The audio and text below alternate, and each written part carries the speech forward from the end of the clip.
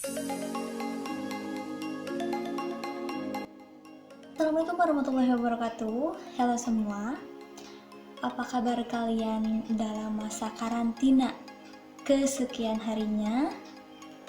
Dalam social distancing ini, semoga kita semua selalu dalam lindungan Allah Subhanahu wa taala, selalu dijauhkan dari segala bahaya dan segala penyakit, baik itu penyakit yang ringan, bahaya ataupun bahkan yang berbahaya, yang sangat berbahaya. Semoga kita semua selalu dilindungi oleh Allah Subhanahu wa taala dan senantiasa sehat selalu dan bahagia. Nama saya Mega Rahayu. Saya dari kelas 6D Comparative Linguistics, dan pada kesempatan kali ini saya akan menyampaikan tentang code mixing yang saya dapat dari channel YouTube sebagai pemenuhan tugas dalam mata kuliah Comparative Linguistics. Mohon maaf sebelumnya dengan kontras yang terlalu berlebihan ini, karena cahaya ilahi terlalu menyorot dari sebelah sana. Saya harap Anda tidak merasa terganggu dan tidak nyaman atas over kontras ini. Well, saat ini usia saya 21 tahun dan bisa dikategorikan sebagai orang yang baru dewasa. Dan sebagai orang dewasa tentunya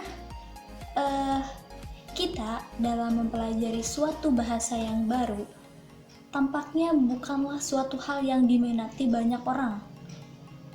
Kebanyakan dari kita pasti merasa segan, malas, ogah, tidak mau, dan benar-benar bukan hal yang menarik lah bagi kita gitu. Kenapa? Karena itu merupakan suatu hal yang sulit untuk mempelajarinya. Itu hanya satu bahasa. Apalagi ketika kita harus mempelajari dua bahasa sekaligus yang berbeda.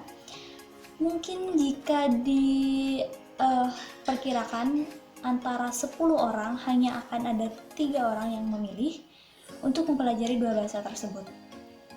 Kenapa? Ya karena memang itu tidak mudah. Tapi bagaimana kasusnya dengan seorang bayi atau balita yang sudah bisa berbicara ya? Seorang bayi yang sudah berbicara ataupun anak-anak, bagaimana dengan mempelajari dua bahasa sekaligus, dua bahasa yang berbeda sekaligus? Tentunya ini merupakan sebuah kasus yang berbeda dengan orang dewasa. Terkadang banyak orang yang berpikir ketika seorang anak bisa menguasai dua bahasa sekaligus, mereka itu berpikir, terutama para orang tua ya, mereka itu berpikir, aduh gimana nih anakku mampu menguasai dua bahasa sekaligus, bagaimana mereka menaruhnya di dalam otak mereka? Aku takut mereka bingung, aku takut mereka merasa pusing, aku takut mereka kebingungan, aku takut mereka mencampurkan kedua bahasa tersebut sekaligus gitu. Dan pemikiran itulah yang juga muncul dalam pikiran para linguis di tahun 1980-an. Padahal faktanya anak yang mampu menguasai dua bahasa yang berbeda sekaligus itu tidak akan mengalami keterlambatan dalam berbicara atau mengalami hambatan dalam proses bicaranya.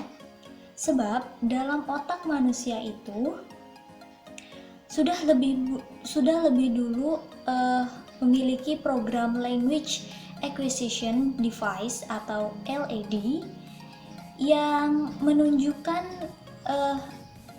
yang memungkinkan seorang anak ataupun seorang bayi yang sudah bisa bicara untuk melakukan analisis dalam memahami aturan dasar berbahasa ataupun tata cara berbahasa yang mereka dengar. Jadi, sejak awal anak itu sudah memiliki kemampuan untuk menguasai lebih dari satu bahasa.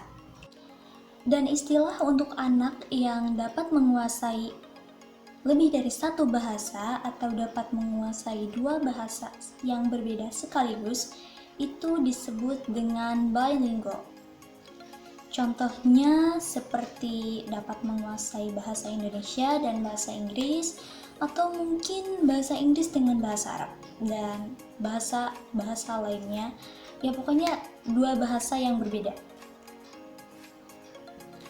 Sebuah studi tahun 2000 mengamati 15 orang anak yang berbeda yang memiliki kemampuan bilingual, yaitu Inggris Prancis, atau anak yang mampu berbahasa Inggris dan juga anak yang mampu berbahasa Prancis sekaligus.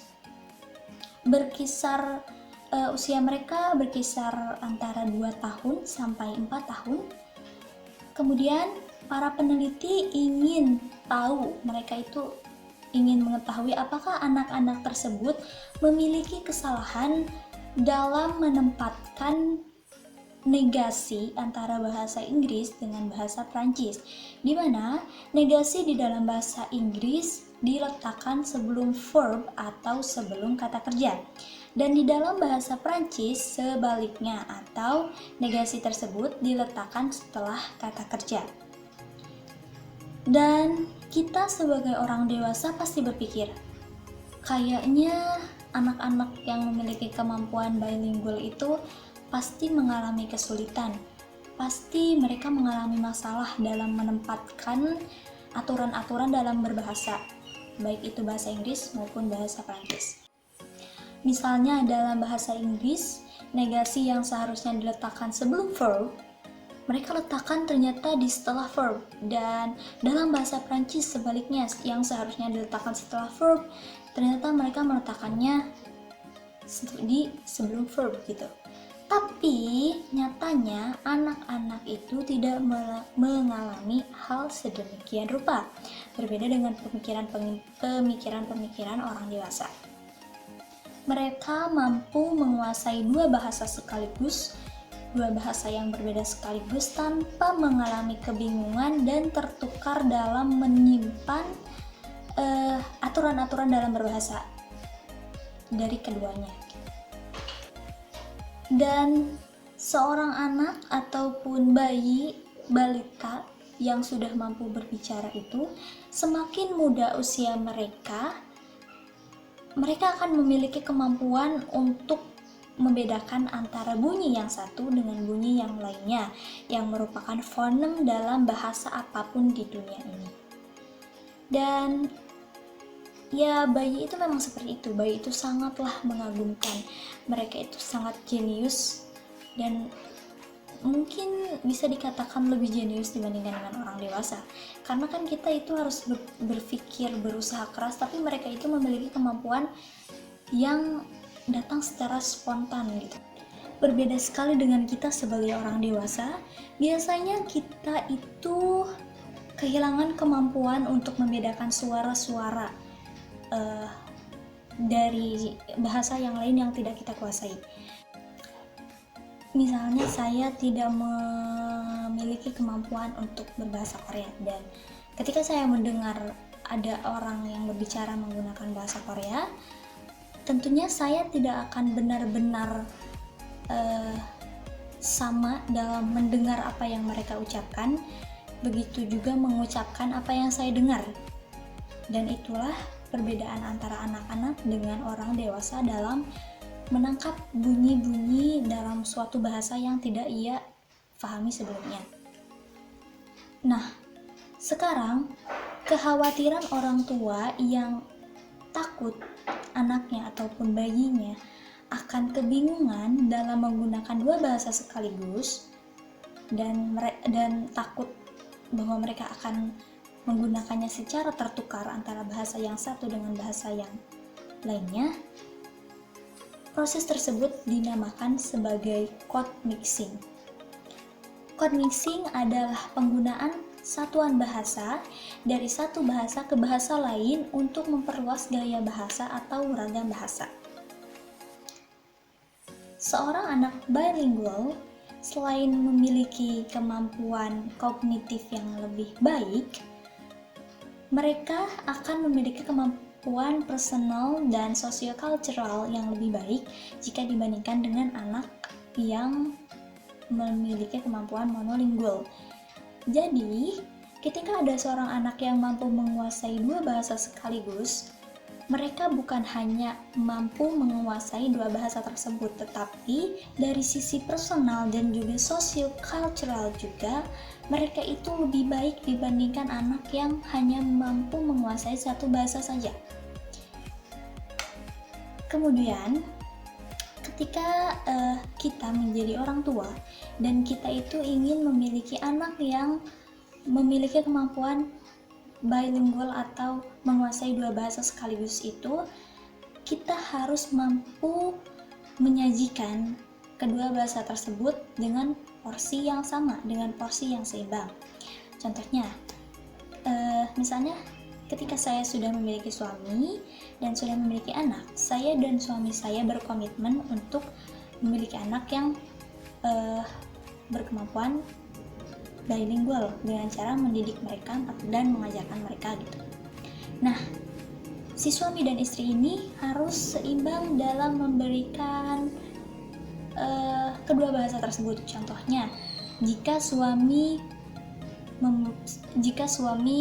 ingin memberikan dari segi bahasa Indonesianya, si suami tersebut harus terus berbahasa Indonesia dan istrinya juga harus seimbang dalam memberikan bahasa Inggris.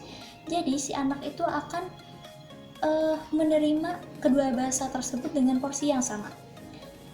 Nah, jika porsinya telah sama, maka kemungkinan untuk anak tersebut bisa menguasai kedua bahasa tersebut akan bisa dicapai dengan mudah. Dan ketika anak tersebut sudah mampu menguasai kedua bahasa itu atau sudah bisa menjadi bilingual,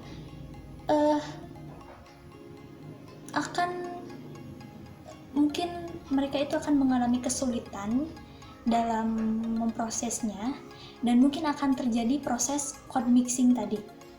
Dan sebagai orang tua, kita itu tidak boleh panik dan juga jangan berpikir yang aneh-aneh bahwa anak kita akan mengalami kesulitan. Bagaimana kalau misalnya dia nanti bingung grammar yang harusnya bahasa Inggris dia gunakan di bahasa Indonesia dan sebaliknya. Jangan panik dan jangan bingung dengan hal itu, karena pada dasarnya ketika si anak ini mengalami code mixing, lama kelamaan seiring berjalannya waktu, code mixing itu akan hilang dengan sendirinya dan si anak itu akan mampu membedakan mana aturan bahasa yang satu dengan aturan bahasa yang satunya lagi.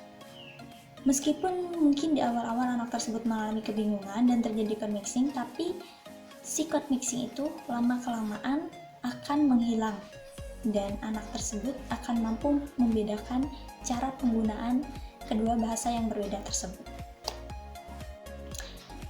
Dan sekian materi tentang code mixing yang dapat saya sampaikan.